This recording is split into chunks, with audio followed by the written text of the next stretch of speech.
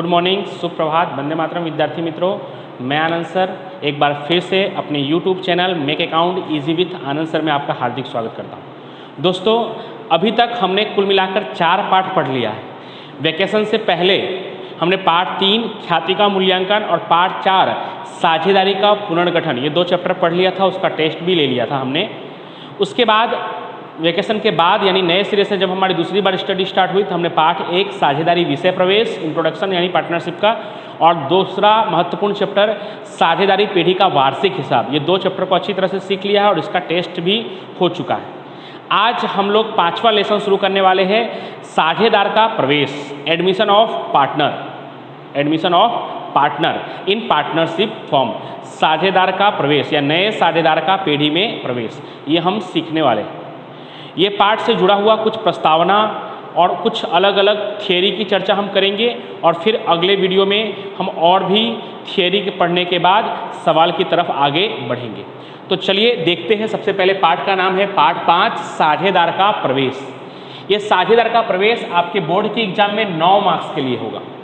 आपके बोर्ड के एग्जाम में 9 मार्क्स के लिए होगा। स्कूल के एग्जाम में हो सकता है तो डबल हो, क्योंकि अभी सिलेबस जितना हुआ है उसके हिसाब से भी 100 मार्क्स के एग्जाम में ये डबल यानी 18 मार्क्स 20 मार्क्स के लिए भी हो सकता है। 9 मार्क्स का किस तरह से होगा, तो 1 मार्क्स का एक सवाल होगा, चाहे वो सेक्शन ए में भी हो सकता है और सेक्शन बी में भी हो सकता है, किसी में भी पूछ सकते हैं। इसी तरह से पार्ट 6 में भी 1 मार्क्स का एक सवाल होता है, वो भी सेक्शन ए या बी किसी में भी पूछा जाता है। अगर प्रवेश का सेक्शन ए में पूछा गया है तो निवृत्ति का सेक्शन बी में पूछ लेते हैं, और अगर प्रवेश का सेक्शन बी में पूछा गया तो निवृत्ति का सेक्शन ए में पूछ लेते हैं। पार्ट 6 का जो नाम है वो है साझेदार की निवृत्ति या मृत्यु। अभी 1 मार्क्स का एक सवाल सेक्शन ए या बी में हो सकता है, और 8 मार्क्स का जो सवाल है वो फिक्स है कि क्वेश्चन ही होगा, और वो होगा सेक्शन ई में होगा, और उस कौन से नंबर पे होगा, तो बोर्ड क्वेश्चन पेपर नंबर 31, यानी आपके बोर्ड के पेपर में 31वें नंबर के क्वेश्चन पर इस पार्ट का एक क्वेश्चन होगा 8 मार्क्स के लिए, जो सेक्शन ई का पहला ही सवाल होगा। 8 मार्क्स के 3 सवाल होते हैं सेक्शन ई में, 31, 32, 33, उसमें 31 नंबर का जो ये प्रश्न है वो पार्ट 5 साझेदार के प्रवेश में से 8 मार्क्स के लिए पूछा जाता है। तो ये चैप्टर भी के जो सवाल है वो भी लॉन्ग क्वेश्चन के रूप में ही आते हैं, तो इस चैप्टर को भी आपको उतनी ही अच्छी तरह से ध्यान देना होगा जितना आपने वार्षिक हिसाब को ध्यान दिया था। पार्ट 1 में 3 चैप्टर जो बहुत महत्वपूर्ण है, एक वार्षिक हिसाब, दूसरा प्रवेश और तीसरा साझेदार की निवृत्ति या मृत्यु, जिसमें से बड़े बड़े सवाल आते हैं। उसमें से 11 मार्क्स का और प्रवेश और निवृत्ति में से 8-8 मार्क्स के सवाल आते हैं। तो चलिए सबसे पहले शुरू करते हैं प्रस्तावना कि भाई ये प्रवेश क्या है। तो आप बोर्ड पे भी देख सकते हैं, बोर्ड की स्क्रीन पर भी मैंने थियरी पहले से ही लिख दिया है, लेकिन पहले आपके साथ कुछ मौखिक चर्चा कर लेता हूँ, फिर में हम थियरी की तरफ बढ़ेंगे। तो दोस्तों, हमने वेकेशन से पहले पार्ट 4 साझेदारी का पुनर्गठन वो हमने सीखा था। तो उसमें सबसे पहले, क्योंकि तब तक हमने पाठ 1 नहीं सीखा था, तो सबसे पहले मैंने आपको साझेदारी का अर्थ बताया था कि साझेदारी अधिनियम 1932 के कलम 4 के अनुसार करार करने योग्य 2 या 2 से अधिक व्यक्ति मिलकर लाभ कमाने के उद्देश्य से कोई कानूनन धंधा या व्यवसाय करते हैं तो उसे हम साझेदारी कहते हैं, और उसमें जुड़े हुए प्रत्येक व्यक्ति को साझेदार कहते हैं। साझेदारी का मतलब होता है पार्टनरशिप और साझेदार का मतलब होता है पार्टनर। उसके बाद हमने साझेदारी पुनर्गठन का अर्थ सीखा था कि भाई साझेदारी पुनर्गठन किसे कहते हैं, क्या उसका क्या अर्थ है, और ये सब दोस्तों हम क्यों सीख रहे हैं, क्योंकि उससे ही संबंधित आज हमारा प्रस्तावना है। तो इसलिए मैं आपको पहले याद दिला रहा हूँ साझेदारी पुनर्गठन का अर्थ। तो साझेदारी पुनर्गठन का अर्थ में हमने सीखा था भिन्न भिन्न कारणों से या अलग अलग कारणों से साझेदारी में होने वाले परिवर्तन को ही हम साझेदारी का पुनर्गठन कहते हैं। तो वे अलग अलग कारण क्या थे, साझेदारी पुनर्गठन के कारण हमने सीखा था। उसके 3 महत्वपूर्ण कारण थे। सबसे पहला, साझेदारों के बीच लाभ हानि के अनुपात में परिवर्तन, साझेदारों के बीच लाभ हानि के अनुपात में परिवर्तन, और उससे 2 परिवर्तन होते थे, साझेदार को त्याग और साझेदार को लाभ, जो हमने उसी चैप्टर में सीख लिया था। दूसरा महत्वपूर्ण कारण था पेढ़ी में नए साझेदार का प्रवेश। उस समय भी मैंने कहा था कि इसका एक अलग से चैप्टर है, और वो आज वो चैप्टर आ चुका है, चैप्टर नंबर 5 नए साझेदार का प्रवेश। और तीसरा महत्वपूर्ण कारण था साझेदार की निवृत्ति या मृत्यु, वो भी एक अलग ही चैप्टर है, चैप्टर नंबर 6। तो मैंने आपको याद इसलिए दिलवाया कि साझेदारी के पुनर्गठन के ही कारण में एक कारण आता है साझेदार का प्रवेश। तो चलिए देखते हैं प्रस्तावना कि साझेदार का प्रवेश क्या है। तो देखो मैंने लिखा है साझेदार का प्रवेश यह साझेदारी के पुनर्गठन का ही एक कारण है। जैसे मैंने आपको बताया कि जो साझेदार का प्रवेश है यह पुनर्गठन के 3 कारणों में से एक कारण है। साझेदारी में जो बदलाव आता है उस बदलाव का एक महत्वपूर्ण कारण है पीढ़ी में नए साझेदार का प्रवेश। फिर आगे, साझेदार के प्रवेश से चालू साझेदारों के बीच के साझेदारी का अंत होता है। अगर कोई नया साझेदार पीढ़ी में आता है तो पुराने जो चालू साझेदार, चालू साझेदार का मतलब वो बहुत चालू है, वो वाला चालू नहीं। चालू साझेदार का मतलब जो पहले से काम कर रहे हैं, जो पहले से पीढ़ी के साथ जुड़े हैं, जिसने पहले से पीढ़ी को शुरू किया है, वो कहलाएंगे चालू। नहीं तो आपको लगेगा चालू मतलब बहुत चालू है ना वो आदमी, वो ऐसा वाला चालू नहीं। ठीक है, चालू साझेदार का मतलब जो पहले से काम कर रहे हैं। तो अगर कोई पीढ़ी में नए साझेदार का प्रवेश होता है तो पहले से जो चालू साझेदार है उनकी जो पहले से जो साझेदारी यानी जो पार्टनरशिप है वो ब्रेक हो जाती है, यानी उसका अंत आ जाता है, उसमें एक नया बदलाव होता है और फिर नए साझेदार के साथ नई साझेदारी अस्तित्व में आती है।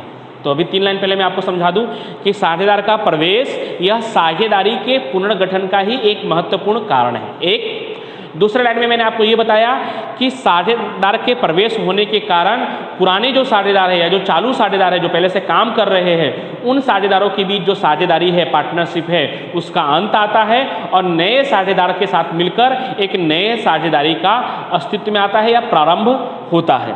आगे क्या लिखा हुआ है कि नए साझेदार के प्रवेश के समय उसके द्वारा लाई जाने वाली पूंजी, ख्याति और भविष्य में उसका लाभ में से भाग जैसे शर्तें निश्चित की जाती हैं। यानी जब नया साझेदार आता है तो एक नया करार पत्र भी अमल में आता है, एक नया करार पत्र एग्रीमेंट बनाया जाता है और उस एग्रीमेंट में अलग अलग शर्तें निश्चित की जाती है। और शर्तें क्या है, तो भाई नया साझेदार पूंजी के रूप में कितना पैसा लाएगा, कितना रुपया वो पूंजी के रूप में लेकर आएगा, ख्याति के रूप में कितना लाएगा। अभी ख्याति के रूप में क्यों लाएगा वो भी हम आगे के टॉपिक में चर्चा करेंगे कि पूंजी ख्याति क्यों लाएगा।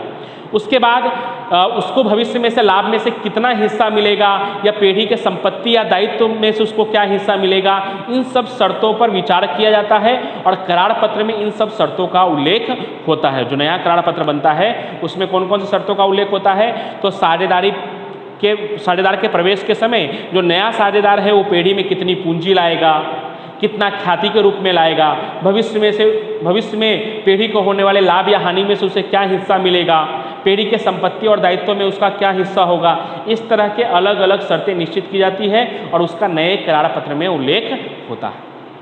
तो ये प्रस्तावना हो गया। प्रस्तावना में 4 या 5 लाइन है। मैं एक बार फिर से रिपीट करता हूँ कि साझेदार का प्रवेश यह साझेदारी के पुनर्गठन का ही एक कारण है। ये सब एग्जाम में पूछे नहीं जाते दोस्तों, लेकिन आपको समझने के लिए ये सब बहुत ज़रूरी है।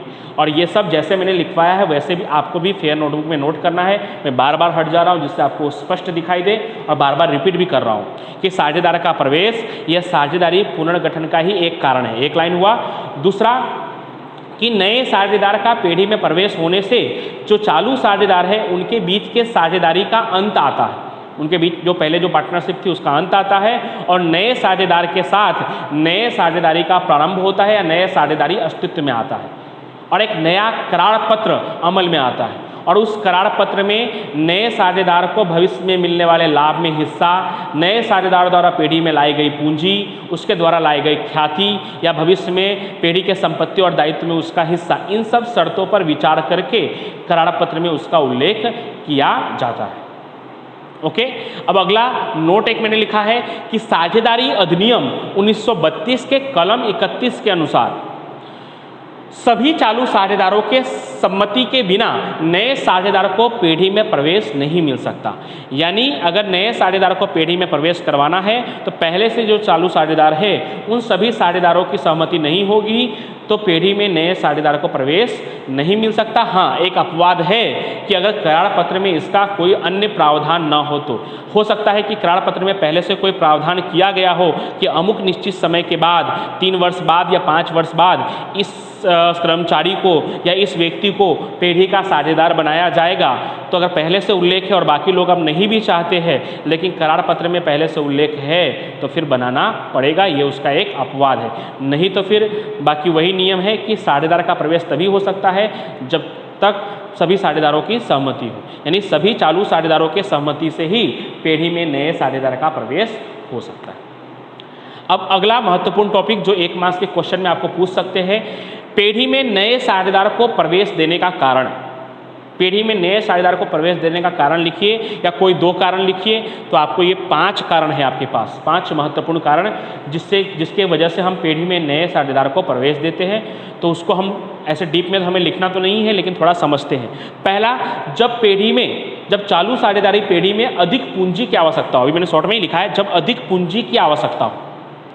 सबसे महत्वपूर्ण कारण ये पहला कारण है कि जब पीढ़ी में अधिक पूंजी की आवश्यकता होती है तो हम एक नए साझेदार को ढूंढते हैं जो पूंजी लेकर आए, तो हम उसे साझेदार बना लेते हैं। तो जब अधिक पूंजी की आवश्यकता होती है पीढ़ी को, तब नए साझेदार की जरूरत होती है। दूसरा, जब अधिक कार्य शक्ति की आवश्यकता हो, यानी पहले से जो साझेदार है वो उतना काम नहीं कर पा रहे हैं, तो जब अधिक कार्य शक्ति की आवश्यकता हो तभी भी नए साझेदार को प्रवेश दिया जाता है। अब आपके मन में विचार आएगा, और हर साल मुझे एक दो प्रश्न आते हैं कि सर अधिक कार्य शक्ति की आवश्यकता हो तो साझेदार यानी मालिक रखने की जरूरत क्या है, मालिक बनाने की जरूरत क्या है, 1-2 कर्मचारी बढ़ा लेंगे। आपके मन में भी अब पहले न आया हो पहले विचार, लेकिन अब आपको भी लग रहा होगा कि सही बात है, लाभ में हिस्सा देने से अच्छा कि 1-2 कर्मचारी अगर हम रख ले तो हमें मालिक बनाने की क्या जरूरत है। दोस्तों, कर्मचारी अपने लेवल का काम करता है, उसका दिमाग, उसका सोच, उसका विचार अपने लेवल का होता है, और साझेदार मालिक का विचार अपने लेवल का होता है। यानी कर्मचारी अगर हम रख लेंगे तो उससे हमारे लाभ से या हानि से कोई मतलब नहीं होगा, उससे सिर्फ अपने पेमेंट से मतलब होगा।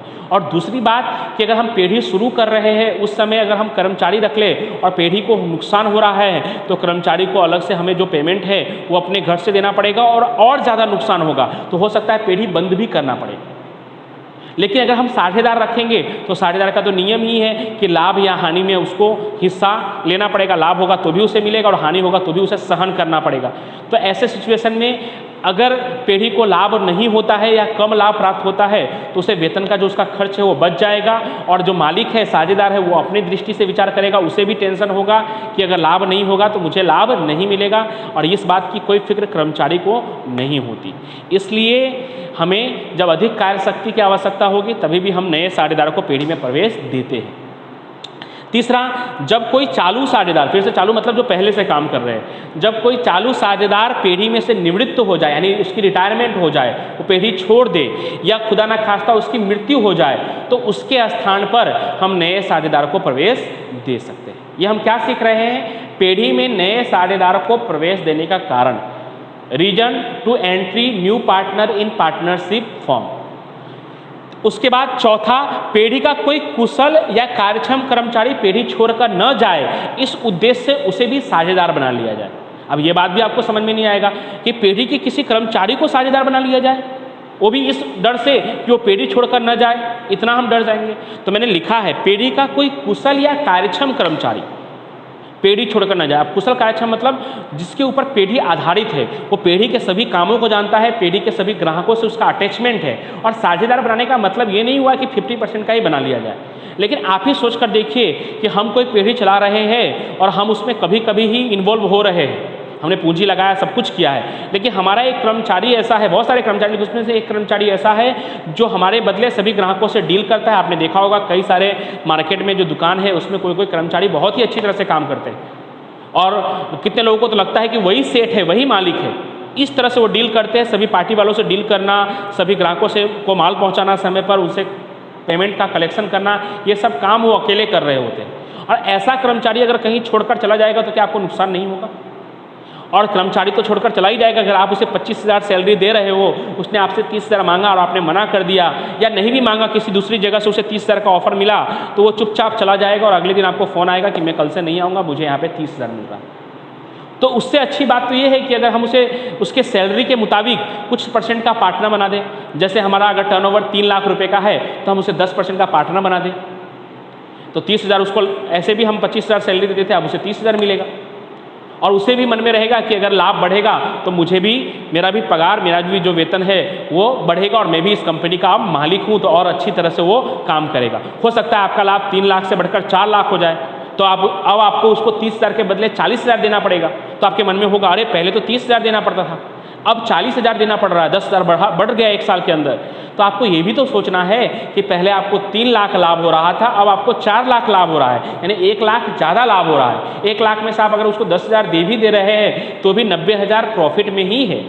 तो इस उद्देश्य से भी जो कुशल कर्मचारी है, जो कार्यक्षम कर्मचारी है, उसको पीढ़ी में प्रवेश दिया जाता है। और पांचवा और आखिरी कारण है भविष्य में होने वाले जोखिम का वितरण करने के लिए। कोई कोई धंधा जब शुरुआती मोड़ पर होता है, हम शुरुआत कर रहे हैं तो उसमें रिस्क बहुत ज़्यादा होता है, नुकसान होने का, डूबने का। तो उस समय अगर हम साझेदार बना लिए रहेंगे तो भविष्य में हम क्या कर सकते हैं, जोखिम का वितरण कर सकते हैं और धंधा को हमें बंद करने की परिस्थिति नहीं आएगी। कोई अकेला व्यक्ति अगर धंधा शुरू कर रहा है और एकाएक उसे 3-4 लाख या 5 लाख का नुकसान हो गया तो शायद वो उतना नुकसान वहन न कर पाए और उसे एकाएक बंद करना पड़े। लेकिन इसी में अगर 3-4 लोग जुड़े हुए हैं तो उस नुकसान को 3-4 भागों में बांट देंगे तो बहुत ही छोटा भाग आएगा जिसे आसानी से वहन कर भविष्य में धंधा चालू रखा जा सकता है। तो इस तरह से पेढ़ी में साझेदारों को प्रवेश देने के 5 महत्वपूर्ण कारण है। एक बार मैं फिर से रिपीट कर रहा हूँ। जब अधिक पूंजी की आवश्यकता हो, जब अधिक कार्यशक्ति की आवश्यकता हो, तीसरा जब कोई चालू साझेदार का निवृत्ति हो या उसकी मृत्यु हो जाए, चौथा पेढ़ी का कोई कुशल कर्मचारी पेढ़ी छोड़कर न जाए, इस उद्देश्य से उसे साझेदार बनाया जाए, और पाँचवा भविष्य में होने वाले जोखिम का वितरण करने के लिए। दोस्तों, तो इसको आप अच्छी तरह से इस वीडियो को सुनिए। इस वीडियो में जितना कुछ मैंने बताया है उसको अच्छी तरह से नोट कीजिए और याद कीजिए, जो आपको आगे भी काम आएगा। आने वाली वीडियो में हम सीखेंगे कि नए साझेदार को प्रवेश देने के बाद की असर, अगर हम नए साझेदार को प्रवेश देते हैं तो उसके बाद क्या क्या होता है, उसको लाभ में से हिस्सा कौन देता है, उसके बदले वो पेढ़ी में क्या लेकर आता है, और भी कैलकुलेशन सवाल हम कैसे हल करना है, इन सब के बारे में हम अगले वीडियो में सीखेंगे। Thank you so much.